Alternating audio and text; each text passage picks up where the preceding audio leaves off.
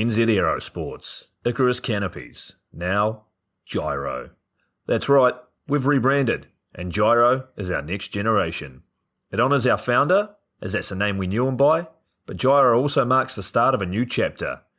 And not to be biased, but it's going to be fucking epic. Long story short, we're more us than ever, so if you're new to the sport, or even a Sky God Ninja Turtle, welcome. I think our valiant leader Lucy, Gyro's daughter, says it best. And we still got that fuck yeah attitude. Rebrand! Woo! Rebrand woo indeed, Lucy. Anyway, head over to gyro.com for more info and get amongst you legends. I was 19, broke, unemployed, and sold my girlfriend's canopy for drug money. So I thought I better sew her a new one. What a sentence, and what a story. This describes the humble yet outrageous beginnings of NZ Aerosports, the home of Icarus Canopies, in the words of our founder himself. From getting a paratrooper toy from his mom, watching parachutes at the DZ as a 6-year-old, jumping off the wharf with a parachute made from bed sheets, doing his first jump at 16, sewing his first canopy on a borrowed machine at 19, and starting to sell parachutes out of a garage in 1986, Paul Gyro Martin had an undying love for the sky. Our company started with one man with the wildest of spirits and a true blue sky dream, a renegade. In the time that Gyro created and ran the Icarus Canopies brand until he passed away in 2017, he pushed everything he had to its limits. We miss him, and we always will. Gyro is the next generation of NZ Aerosports. It honors our founder, of course, because it was the name we all knew him by, but Gyro the rebrand also marks the start of a new chapter, our next jump. Gyro is the space between sound and silence, art and science, chaos and calm. Gyro is a state of epic tranquility that transcends understanding. That moment, in the door, in free fall, mid-swoop, where nothing but the present exists. A perfect balance of euphoria and thrill. Gyro captures our passion for flying and our commitment to designing break-the-fucking-rules canopies that deliver pilots pure, wild flight. Hey gang, so I got a new book out. It's called The Upside of Fear, and it's exactly what you think it's about. It's about the good side of, well, getting scared. In it, we talk not only about the science and biology behind fear, but the psychology as well. And it's not just coming from me, it's coming from some of the best in the sport. Omar Alhigelan, Jeff Provenzano, Maxine Tate, and so many more have contributed their sometimes terrifying stories to the book to help you overcome your fear. So head to the lunaticfringepodcast.com. You're going to find the link to the book there, as well as the other books. It's available in ebook, paperback, hardback, and audiobook right now. Coming straight from the cockpit, it's another episode of Lunatic Fringe with the fucking pilot.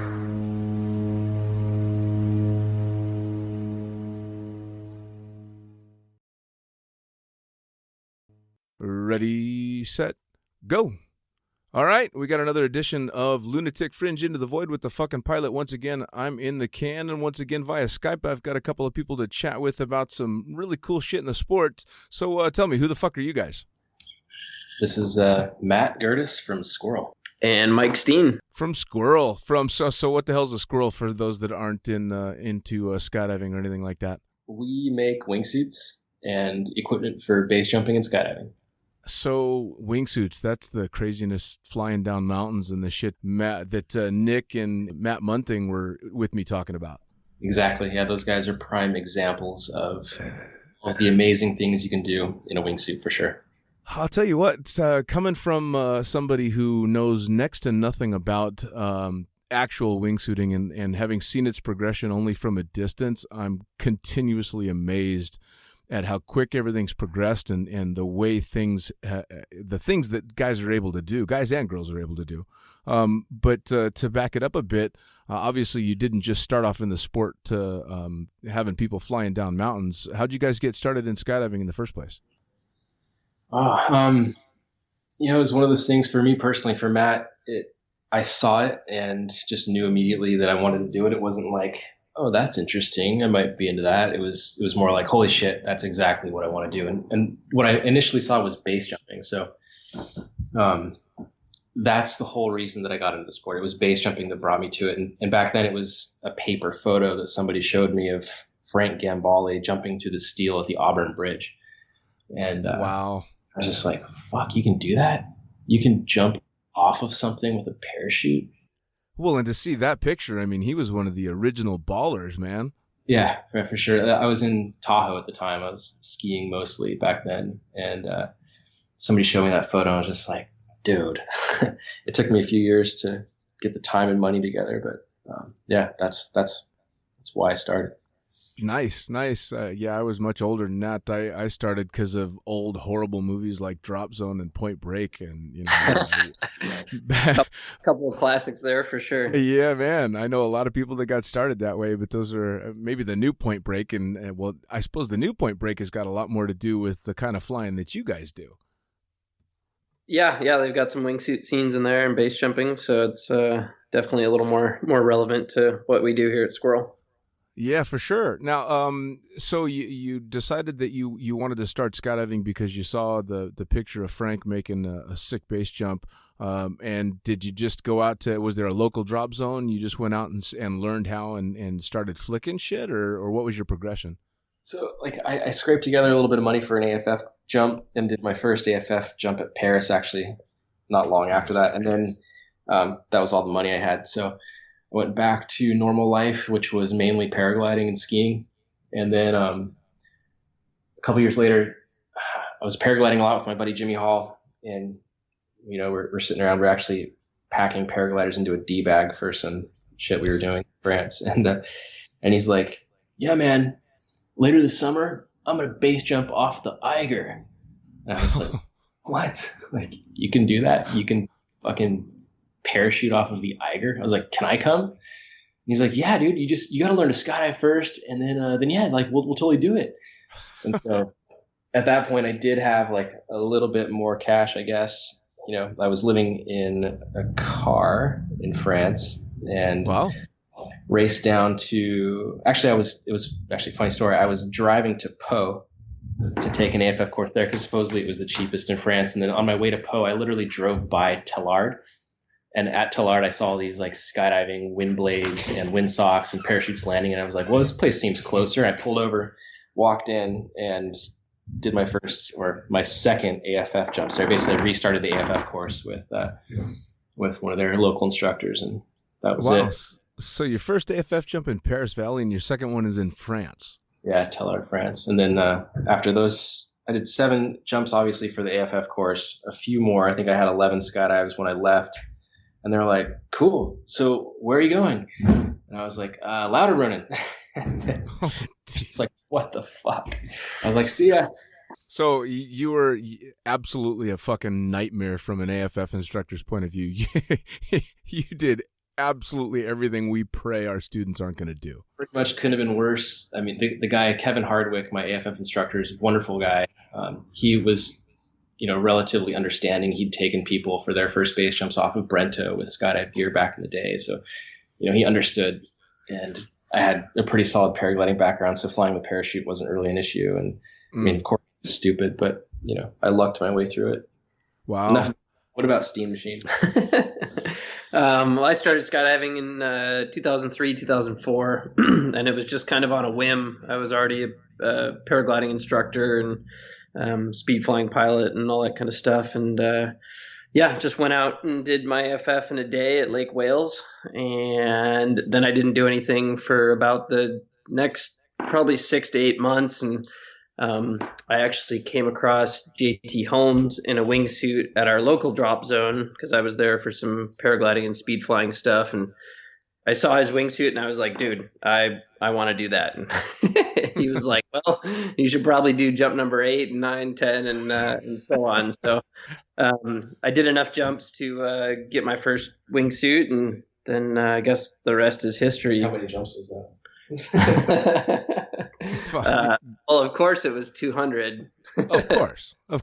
God, you guys were both fucking nightmares. Yeah, do as I say, not as I do, I guess, is the yeah, no shit. When I was an AFF instructor out at Skydance in Davis, California for a while, and we had a bunch of guys come out that none of us knew them, but they were known as the Stone Monkeys in Yosemite, and these guys were world-class rock climbers, one of whom is a guy by the name of Emmett McNeely. And we taught them how to skydive, and halfway through the course, they tell us that the only reason that they're trying to learn how to skydive is so they can jump off all the shit that they're climbing. And, of course, we're all horrified at that and trying to tell them, no, skydiving's plenty extreme for now. Just stick with this. And, of course, they all went and jumped off the shit. So they did exactly the same thing, and we were fucking horrified. Yeah, well, obviously, this podcast gets dragged up in some future lawsuit and used as evidence. Right. So we should state that Mike and I definitely learned from our rapid and irresponsible progression, and we have a completely different outlook on the sport now. Absolutely. As I say the exact same thing in almost every article or in the start of my book, I flat out say if it was illegal and I can still be held accountable, I made that shit up. There you go. It didn't happen.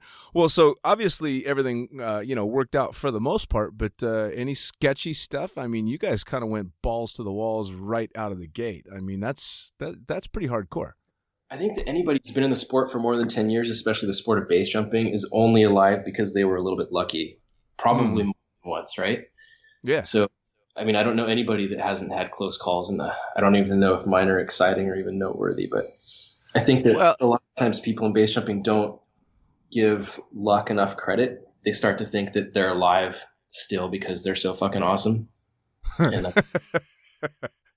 yeah, no, I suppose I can see that, and I'm coming completely from the outside on that aspect of the sport. So for me, what I'm sure you consider a bit of a banal story is probably pretty intense for me, because I've never made a base jump, never will. I appreciate the hell out of it, but I think probably one of the reasons that I'm such a fan of it and in such awe of it is because I know you're never going to find me standing at an exit point.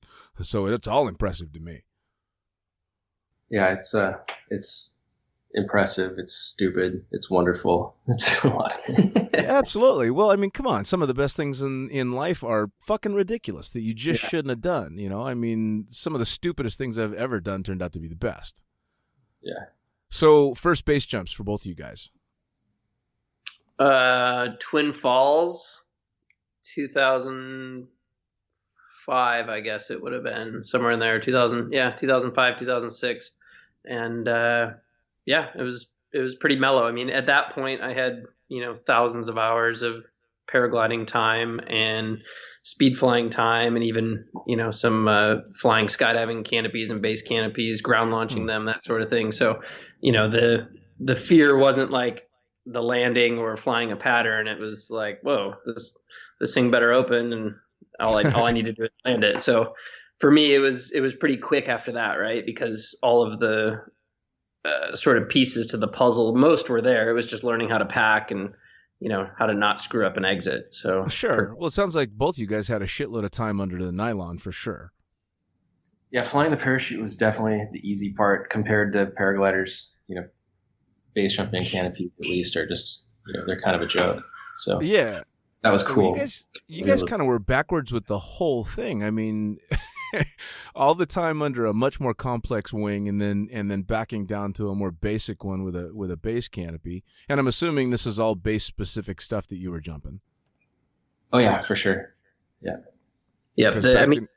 At that point in my skydiving career, the number of skydives and the experience was, the only reason I was putting in that time was to be able to have enough jumps to fly a wingsuit off something and deploy a base canopy. So that was the goal and the mission, and that was very clear for me from day one. Wow. So not a huge skydiving career for either of you. Is it something you guys have ever done much of for fun? Yeah, my whole outlook on jumping and where I spend my time has changed completely over the past 6 to 7 years, and now skydiving is kind of my main thing. I've been skydiving for 15 plus years, but I say pretty regularly that I didn't really learn how to do it until I moved to Seattle and started jumping at Kapowsin. Okay. And with the Farringtons. I definitely, I was relatively accomplished wingsuit base jumper when I showed up there, but I realized after my first jump with Andy Farrington that I actually didn't know how to fly a wingsuit. Huh. Wow. And this is after a whole lot of wingsuit base jumps. That must have been a bit of a reality check, huh? It was, yeah. I mean, actually, Squirrel had already been started at that point. We designed wingsuits for wingsuit base jumping, and I mean, obviously, when I say that I didn't know how to fly a wingsuit, that could be a slight exaggeration, but it's true compared to the way that Andy was flying, and that shifted, everything about how we looked at flying, how we designed suits, what we designed suits for, etc. And I'm pretty thankful. And what do you contribute that to? How come he was able to pull off things that you hadn't yet discovered? It was more about you could say that it's like a style of flying where it's just, priorities. Andy, his whole style of flying was just to go as fast as possible, as far as possible, to be as efficient as possible in every movement, and to fly at all angles. And coming from base jumping, all we ever really did was, exit the cliff, maybe make a few turns and burn a line down a mountain. So our priorities were having a suit that was stable when you're flying steeper angles. Okay. And that doesn't necessarily mean lower angle of attack, because back then we would fly a steep glide path at high AOA. That's changed. And, a clean pull, a suit that's easy to separate from the terrain a little bit, so you have more margin for the deployment and stuff like that. And sure, we weren't concerned with overall top speed or efficiency or ease of transitions, flare power, all that stuff we discovered through skydiving more, and particularly through skydiving with Andy. So yeah, now, definitely. That I'm sure that's partially because of obviously his different take on it, but I would imagine it's also just the amount of time that you've got in free fall to play around with it, as opposed to having to deal with terrain and the shorter flight times. Yeah, you could say that, but in our experience, a lot of people, if you aren't shown another way, you can do the same thing for 500 skydives, right? Like you can boat around by yourself, kind of flying inefficiently and I would say badly over and over again, and be that guy who's like, I have 500 skydives, I have 500 wingsuit skydives, I know what the fuck I'm doing. It's like, well, right. Doing one thing one way for 500 jumps, that means something, but it doesn't mean that you're awesome, right? Yeah. And I think a lot of base jumpers fell into that trap early on. Is skydiving for us at that point wasn't fun because it didn't have anything to do with the goal. As long as you could jump out of an airplane, fly your wingsuit, deploy cleanly, then it was like, okay, I can go base jump this thing and I'm done with skydiving. And since then, obviously the sport has changed a lot, but also, I've personally learned that skydiving is a lot more fun, right? You can be flying close to your buddies. You have a lot more time in free fall, like you said, but it's also a good time to, sort of go back and do those belly jumps, learn how to free fly, do some tunnel time. Like all of that adds up to being a great wingsuit pilot. It's not just about flying your wingsuit. So I think that's where, obviously Andy came from with, at that point, probably 15,000 jumps doing other things than flying wingsuits. And that's why he's such a good pilot, right? He understands how to fly his body, his canopy, his wingsuit, and his airplanes. So. Well, that's one of the things that Munting and Nick brought up, was that one of the reasons that they've been able to excel and do as well as they have, both in the tracking suits and in the wingsuits, was that they both came from a background where they'd done every other type of flying. For Matt, of course, a whole lot of tunnel stuff, and they said that learning to fly in every orientation, head up, head down, and on their bellies, on their backs, really dug them out of a few holes that they'd put themselves into, and taught them that those skills translate very directly into wingsuit flying. That's super cool. Well, now, so how did you get around to deciding you were going to build your own suit? I mean, that in itself is pretty ballsy. I mean, the guy that basically started the whole wingsuit thing died under one of his own creations because he made a mistake. So it's pretty gutsy.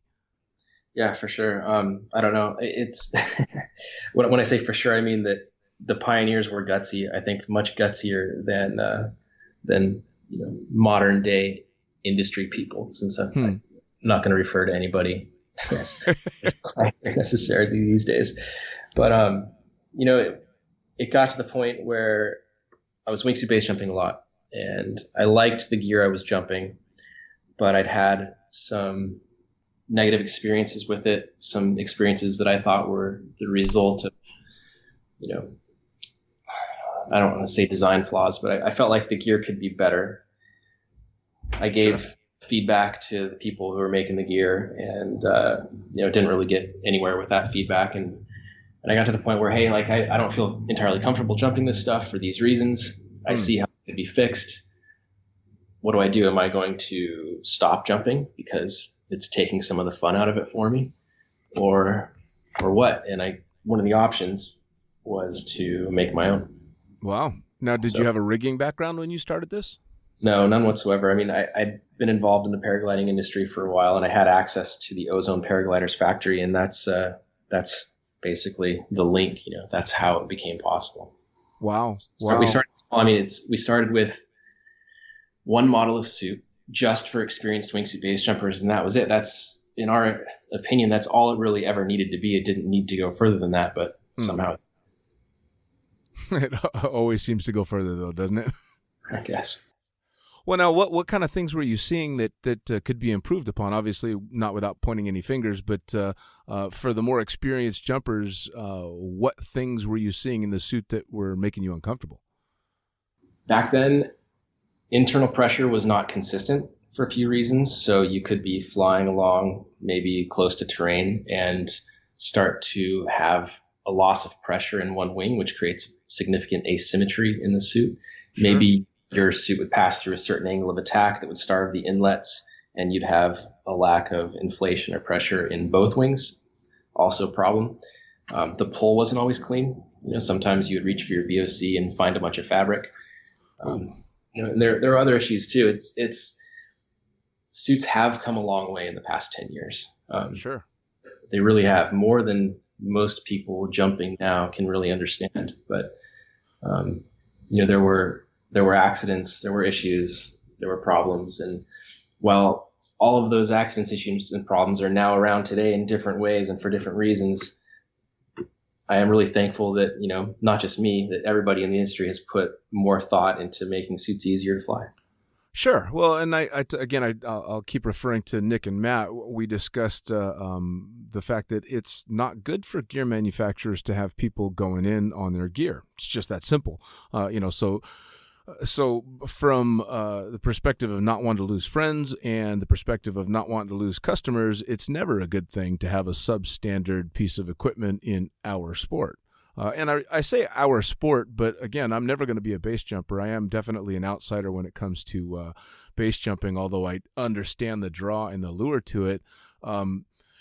Did you ever think, as you got started with making these suits, that you're going to have some people on there that maybe are following the wrong steps and getting a hold of a suit that they're not ready for? And did you try and dissuade people? Did you push to make sure it was only experienced people getting your gear? That's a really interesting topic because, it comes down to whose role is it to police the purchasing of equipment. And sure. We believe that the manufacturer absolutely has some responsibility there. So from the beginning, the process for Squirrel has always been this, from the very first orders that our company ever took. You answer questions on the order form, and you can answer them honestly or dishonestly. You place an order, you get a confirmation, but you don't pay. You can't pay for anything until you have a conversation with us. Then we talk. We have a couple emails, or some sort of verification where we see that yes, you answered these questions, and yeah, it seems like your questions are honest. Sometimes we stalk you. We stalk your Facebook profile or whatever. Sometimes we know you. Sometimes we know someone who knows you. Sometimes we talk. And then we send you an invoice, and then you pay. So it's not like you pay for it and you're like, woohoo, I paid for my suit. I Sure. duped these. It's definitely true that a couple people have gotten past that in the past 6 years. Of course. We've had some successful liars for sure. But for the most part, we feel good about our process. We feel good about the fact that there's a conversation, a verification before an order is ever placed into production, which happens after you pay. And essentially we do our best. That's pretty fucking epic, really. I mean, I've always fallen back to the fact that that skydivers and obviously base jumpers are an extremely safety-oriented group of people, considering we do some really stupid shit.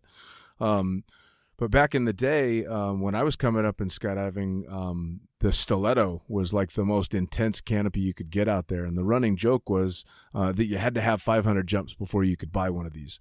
And you had to prove that you had 500 jumps with your logbook in order to order it from Paragear or something like that.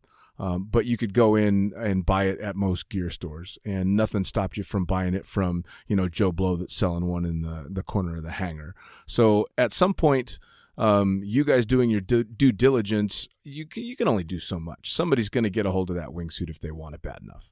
Yeah, I mean, for sure, like you brought up, the used or secondhand market, we obviously have no control over. Occasionally we'll get customers that'll email us and say, hey, I'm thinking about buying this suit from somebody. Can you tell me, when it was manufactured and what his measurements were? And throughout that conversation, we find out that, this is your first wingsuit? Okay, yeah, the Aura 3 probably isn't the best choice for that. So let's discuss this a little more. But obviously there are lots of people that don't reach out to us for that information. We don't get to have that conversation, and they do get a hold of something that's above their skill level. And the only thing then that's left to sort of check them is their local friends, mentors, drop zone, showing up with a brand new Aura 3 with 0 wingsuit jumps. Hopefully somebody's going to say something before them get on the aircraft. It's rare that the community completely lets those people down, right? Like, I think one of the best examples of what we're discussing happened last summer, where a Brazilian guy who was living in France, apparently as like a member of the Foreign Legion or something,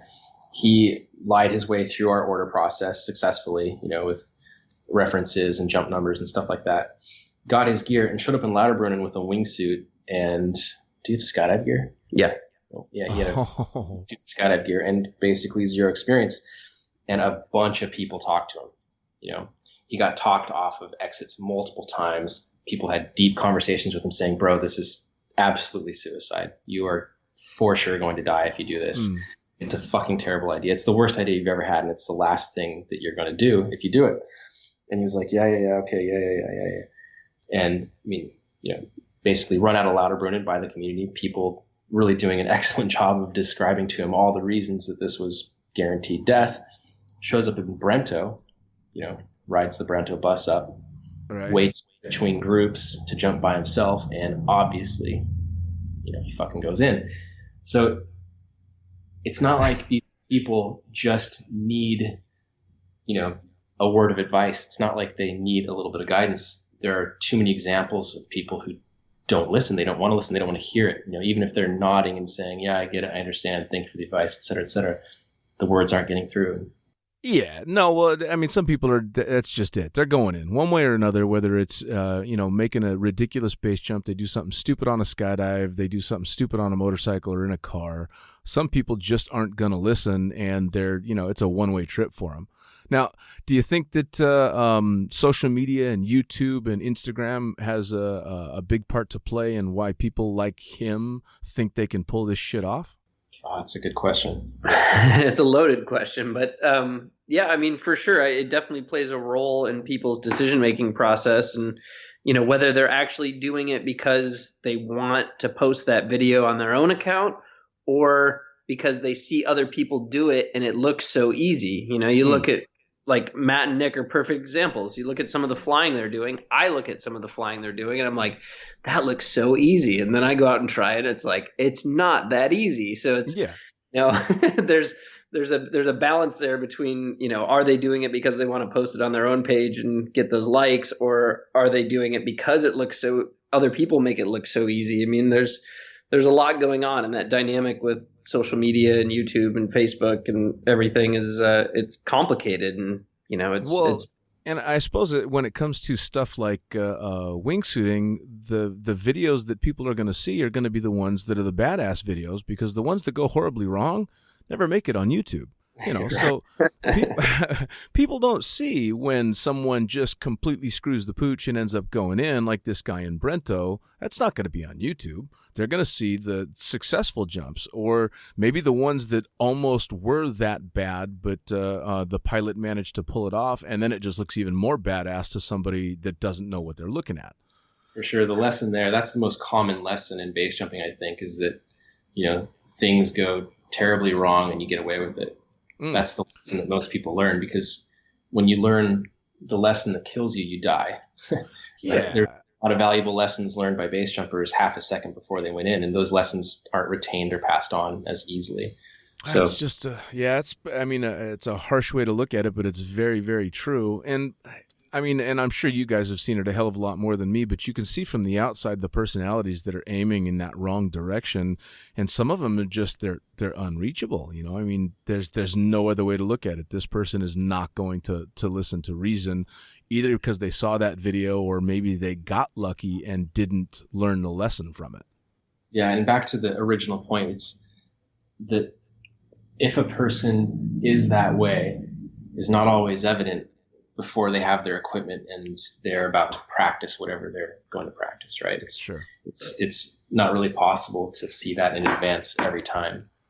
Yeah, well, and again, Nick and Matt made they gave me a few stories about their preparation, and one of the things that they wanted to highlight the most was that the end result videos that people are seeing do not show all the hard work and all the practice and all the, in their case, the practice in skydives, where, you've got a huge margin of safety and a lot more room to work. And then Matt tells the story of him prior to a big base jumping day, spending weeks diving headfirst into a swimming pool, practicing their exits because, the water doesn't hurt nearly as much as the trees.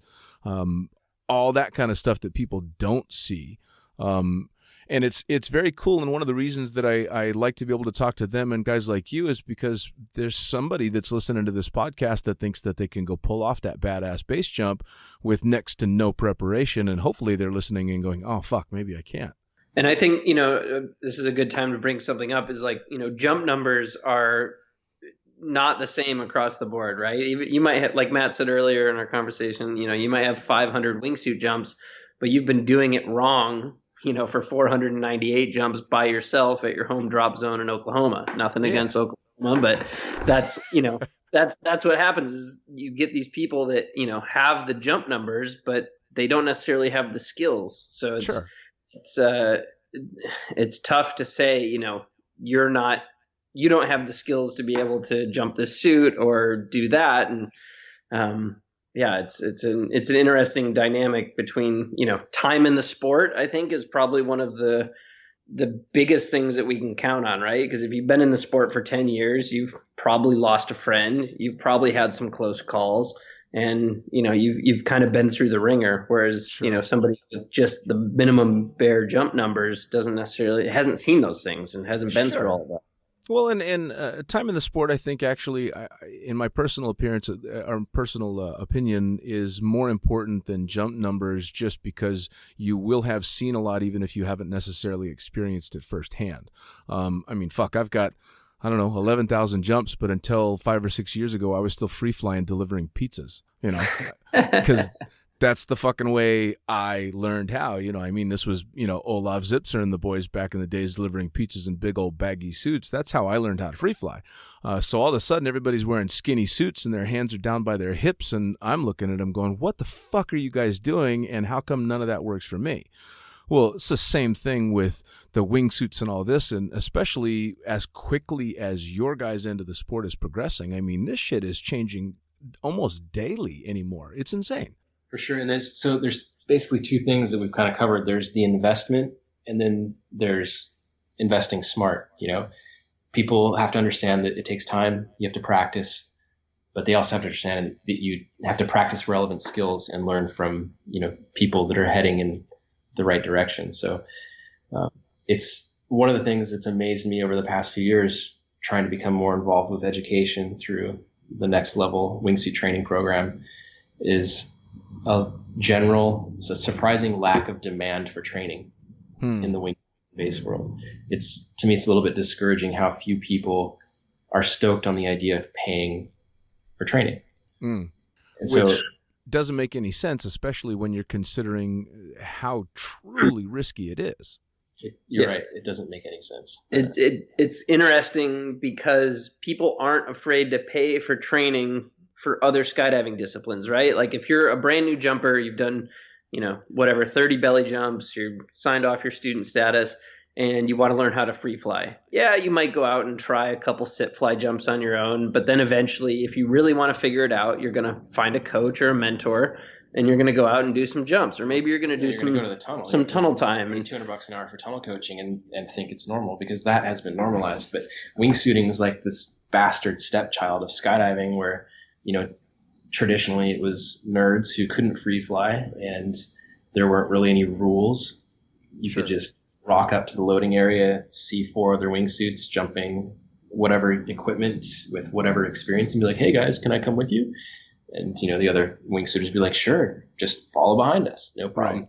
And imagine that scenario in free flying at any point in, you know, more than the past decade, right? Like a totally unknown free flyer rocks up to a group of jumpers that have already planned, you know, a really nice head down jump, and that random stranger says, "Can I come on with you guys? Like, mind if I come along?" The free flyers are gonna be like, "Yeah." I mean, if they're really nice, they're gonna be like, "Maybe next time," after we and a little bit more about your skill and experience. But more typically, there's probably going to be along the lines of "fuck off." Are you kidding me?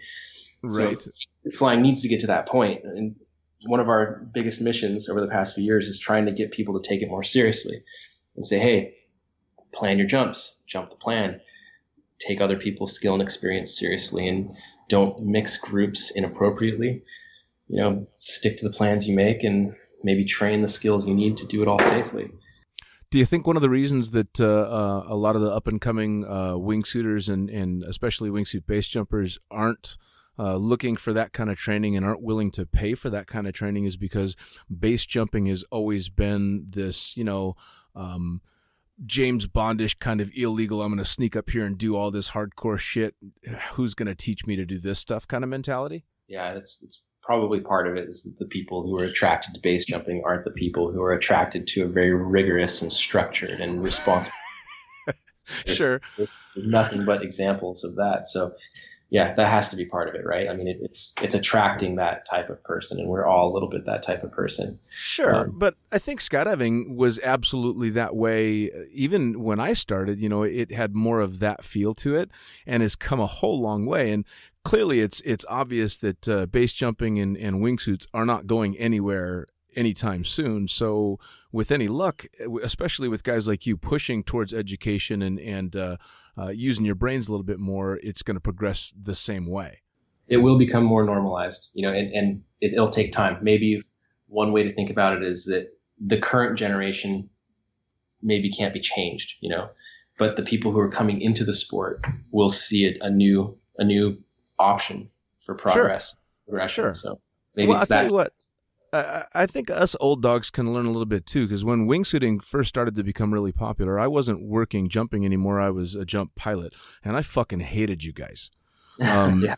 You guys made my life hell. You guys would just stand in the door for days. You did whatever the fuck you wanted. You kept asking me to go slower and slower and slower, and I'd tell you to stay the fuck out of the clouds, and the first thing you'd do is make a beeline straight towards the clouds.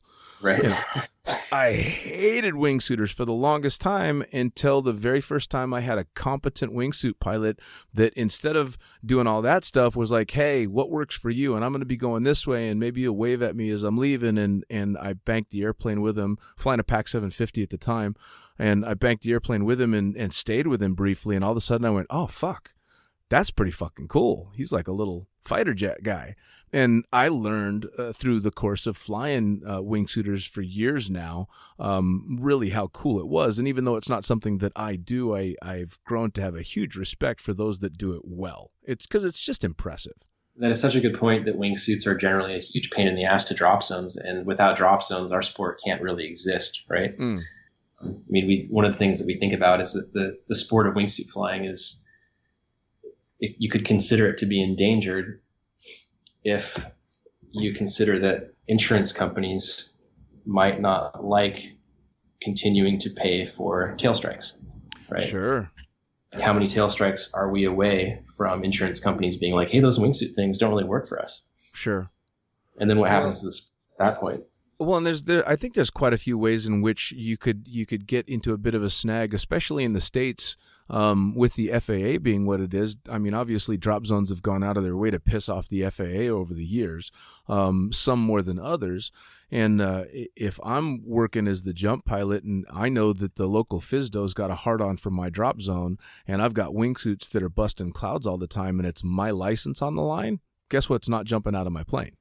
Right. Yep. You know. And there's lots of other pain points for drop zones too. I mean, just, wingsuiters landing off, cutaways, the number of cutaways that happen with wingsuits as opposed to all other skydiving disciplines combined. I mean, Interacting with tandems and students. Yeah. Taking longer in the door, all that stuff. Exactly. So there's lots of pain points that wingsuits create, and our mission and goal for the last few years with Next Level and the education programs has been to decrease those and try and make our sport safer and just easier for drop zones, right? Like more jump tickets, less accidents. Yep. Sure. Well, and I know that there's quite a few drop zones around the world that I know of that have pretty strict restrictions on wingsuits in regard to the experience level, and you've got to have this many wingsuit jumps to jump at this drop zone, and you've got to adhere to these rules. How do you guys feel about drop zones instituting like mandatory training or meeting mandatory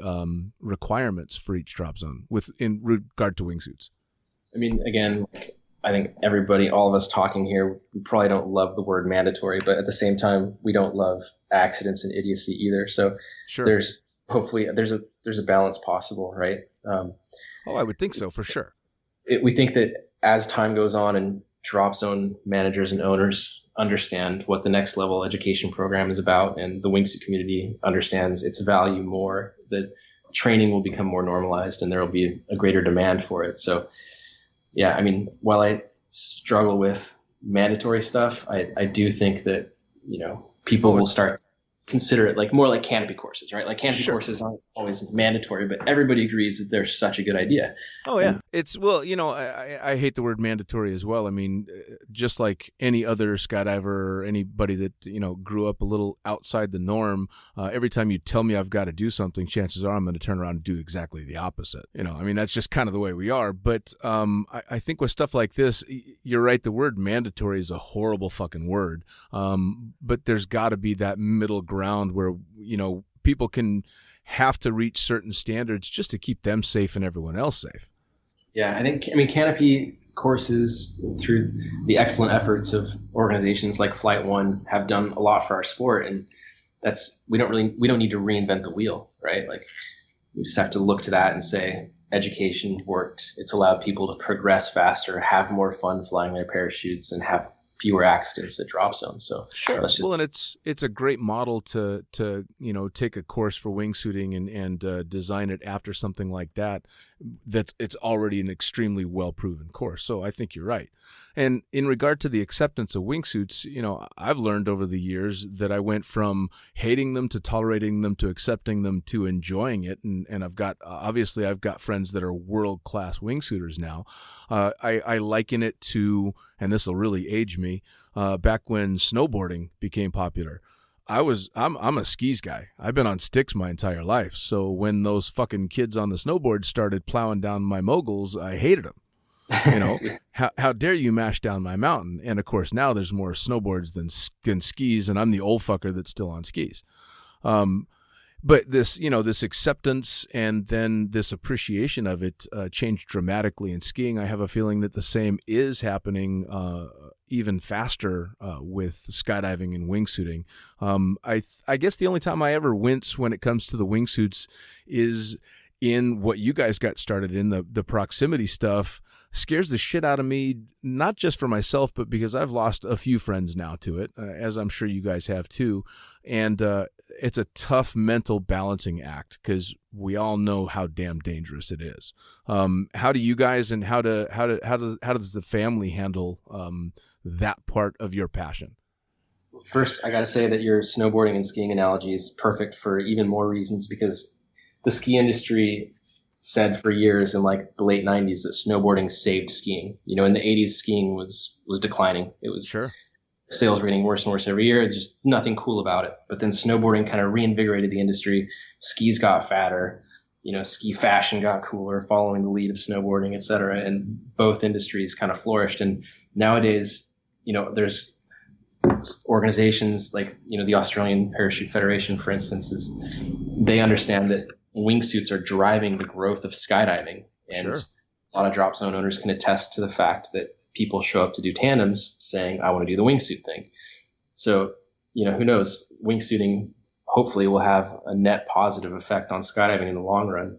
Well, I think it will, if for no other reason, just because they've once again thrown skydiving and now especially base jumping back into the limelight, where skydiving has definitely become very mainstream and almost, I don't want to say boring to the general public, but it's not shocking anymore. But you see somebody flying, 2 meters off of, a mountain and staying there. It's mind blowing. Yeah, it's definitely done a lot for the sport, I think, over the past 10 years. Yeah. So back to how do you guys and how do your family deal with the risk involved and the passion that you guys draw from this and the fact that you've pretty much dedicated your lives to it? For me, my main focus these days is skydiving. The wingsuit base and proximity flying, those days are pretty much behind me, 99%. And it's just as much fun for me to go out and, either lead a group of students or, fly with Andy and Matt on a day up here at the Kapowsin drop zone. So it's, perspectives change, priorities change, families grow. And Sure. For me, now skydiving is more fun than base jumping. It lasts longer. It takes me, 5 minutes to pack my parachute, and I can do it 10 times in a day, no problem. Whereas, Sure. Wingsuit base jumping, it was a lot more commitment. And for me these days with a real job and having a company to run, time is valuable. So if I can go out to the drop zone and bang out 4 or 5 jumps, like that's great for me rather than, a full day wingsuit base mission. So Sure. those are. Now, was the risk involved in the base jumping part of the decision to back away from it? Yeah, for sure. I mean, that always plays a factor. I think it's, you get to a point in any career or sport where it's still fun. You still, I still enjoyed it, but for me, the risk wasn't worth the reward. And Sure. It was only a few years prior that, it was the complete opposite. And so it's, definitely that factors into it, and being current and doing it more often and having more time, like those are all factors that play into a decision to, to back off something. Sure. Well, and you're far from the first person that I've spoken to that was that deep into that type of stuff that has backed off dramatically, if not completely. And the passion for that just kind of ran its course, I guess they would say, more than anything because. And one in particular told me that everything that can happen in a positive way already has. I only see negative potential ahead. So why do it? Which, With regard to wingsuit terrain flying or something? Yeah, with the terrain stuff. And even Matt and Nick said that they've backed away from the terrain stuff to really start diving into more expressive ways of flying, but not necessarily right down the terrain, and doing a lot more vertical stuff. And I get to see them doing some intense stuff out of the aircraft all the time, and they've just thoroughly enjoyed being able to fly the suits in dramatically different ways than you can when you're just heading down the mountain. Yeah, I mean, it's definitely about playing in the mountains, and how we play with the terrain and all that is shifted over the past few years. I definitely agree with Matt and Nick that, the future is clearly not trying to fly closer to stuff. Does that make you guys happy? For sure. I mean, we played a role in publicizing that type of flying over the past few years. We definitely have a lot of friends and team members who are into proximity flying, but big mountain freestyle flying with like the advent of the Freak back in 2015 Right. Has been something that we've been the most excited about. Well, and there's so many different avenues that it can go now. The things that you're seeing between the vertical flying with the suits and XRW and all this is just, I think the creative element is limitless at this point. For sure. Yeah, and I mean, even now, I mean, just being proficient at back flying and going and jumping off a high alpine exit and back flying and enjoying looking back at where you came from is for me, I mean, almost as cool as dragging your toes through the weeds and ripping down a line super close to the ground. So the perspective of the sport is sort of changing. And after you've done that a few times, you understand that there are so many variables that you can control, but like anything, there are variables that you can't control. Sure. And, whoa, I didn't know there was an avalanche wire across there. The tree fell overnight and now it's in the middle of my line, or, there's a bird or a goat. I mean, all those things are real things that have happened to myself and other people in the mountains. And, you don't have control over those things. So I think that's the point that you can not jump. You can that's true. Wow. Maybe a little bit inaccurate, but certainly there's variables. I'll tell you, when I publicize all these podcasts before they go, I usually try and take a little blurb from each one and use it as a post, as a teaser for the podcast. And I got to work in almost hitting a goat somehow. I mean, and again, I'm a bit of an old dog when it comes to skydiving, and having never base jumped, I made the conscious decision not to base jump because I was going to become a dad. And this is also back when base jumping, it wasn't if you got hurt, it was when and how bad. And that's not necessarily the case now. I think maybe it would be different now, but back then I just decided not to. So I can't fathom what it's got to be like to be down that low flying like that. I mean, man, there's just no room for error. You've got to be so focused. It's got to be an incredible experience. It is fun. People say I think the most common refrain about terrain flying is there's no margin for error, right? Like it's the most common response from people who know and people who don't know. And, I don't think that's entirely true, from having thought a lot about it and from having been deep in it for a long time. I think that there are ways to practice it where you can fly close to things and, your margin comes from the way you're flying. And if you're doing it right, the simplest way that I can explain it is that it takes effort to be close. Any relaxation or reduction in effort results in a rapid separation from terrain. Wow. So okay. If you're doing it right and you have the energy retained and you're at the correct speed and angle of attack, a very slight movement results in a massive separation. So instantly you could be at deployment altitude. Within half of a second, you could be at a deployment altitude at any point in your terrain flying line. So it's not like if you're doing it right, you get into these situations where you're just completely fucked from one tiny little mistake at any point for the entirety of the jump, right? Usually when people die, it's the result of a series of errors. Of course. It's a bunch of little things that add up, as with anything in aviation, as you know even better than I do. But so that's where the margin comes from. The margin comes from setting yourself up to experience that margin with any reduction in effort and making sure that you're not on like mistake 5 at that point in the line.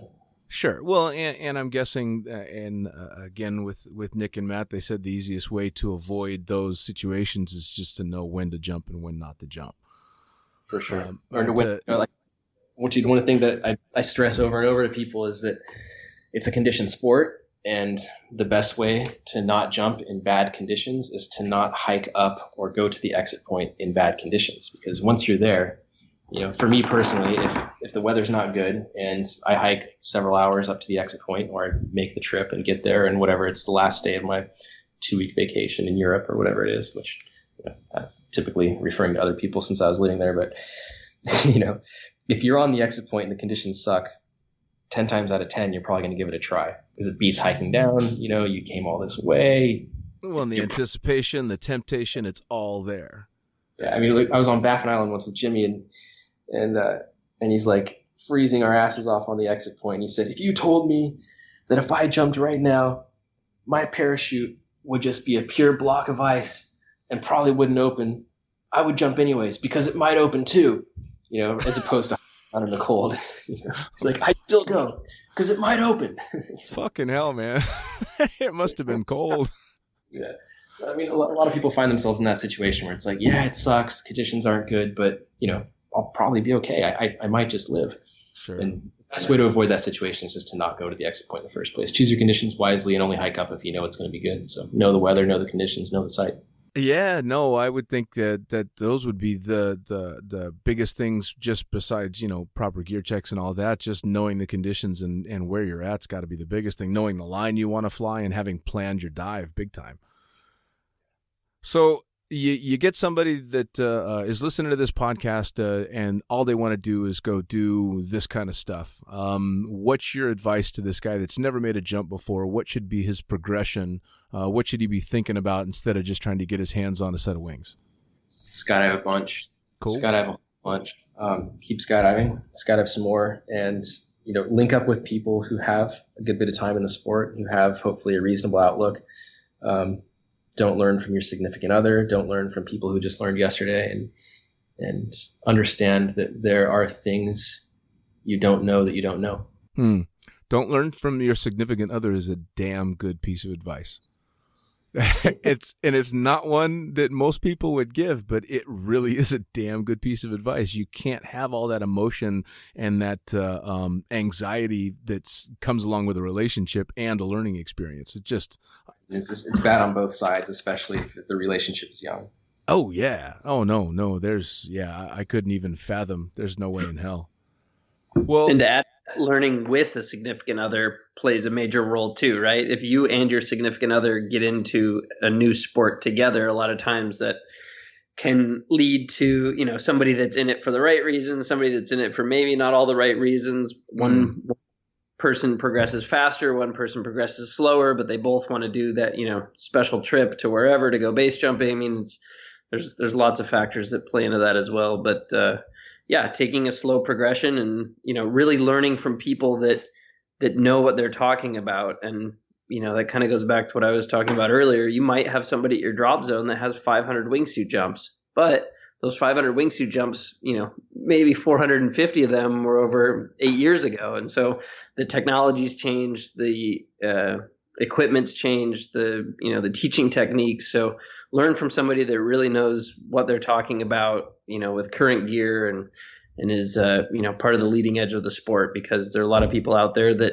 may have been doing it for a long time, but they might not necessarily be the correct people to learn from. Or the best people. And in the end, I encourage everybody to think about the fact that base jumping is also a solo sport. There's no instructor or mentor or experienced friend who can save you, right? Every jump is a solo jump. You're on your own, and you have to understand what personal responsibility means. So I think a lot of time people get roped into feeling comfortable around their mentors and comfortable around their instructors and people who say that they're going to be okay. That's super dangerous, I think. Sure. Well, and I hate to say it, but in skydiving, you can find yourself in a situation that's a bit sketchy and fumble your way through it, and maybe you're going to be okay. But you don't really have that luxury when it comes to a base jump. You can't lose your head in that situation. You've got to have proper training in the right reactions. And the reactions, they have to be natural and the results of experience and training. We don't default to our level of skill. We default to our level of training. Absolutely. Absolutely. And if the training's not up to par, then the results are not going to be favorable, for sure. So in regard specifically to your guys' suits, you've got a number of different products. Tell me about them. Oh, boring. Go to squirrel.ws.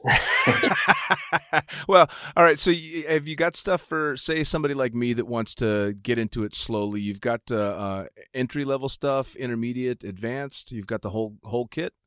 Yeah, we got all that stuff basically from your first jumps to winning the world championships. Nice. No, I don't see that in my future, but you never know. I might end up in a set of wings someday. So what's the website? What's the Instagram? What's the Facebook? Where's everybody need to go to check this stuff out? Squirrel.ws will get you to all those places pretty much. Squirrel.ws. Okay. And you guys are based out of Kapowsin? Yeah, Seattle, Washington. Oh, that's fantastic. It's beautiful up there, seeing Rainier and Freefall. Oh, good stuff. Exactly. Well, any parting words? Anything you want to say to everybody before we head out? Thanks, man. Appreciate it. Yeah, we appreciate the time, and it was fun talking with you. Absolutely. I'd definitely like to check back in the future and talk more, maybe get more nitty-gritty into the sport and find out more of your opinion on everything that's going on in skydiving and its progression and what comes next. Again, thank you so much, guys. Appreciate having you on. Thanks, Dean. See ya. See ya.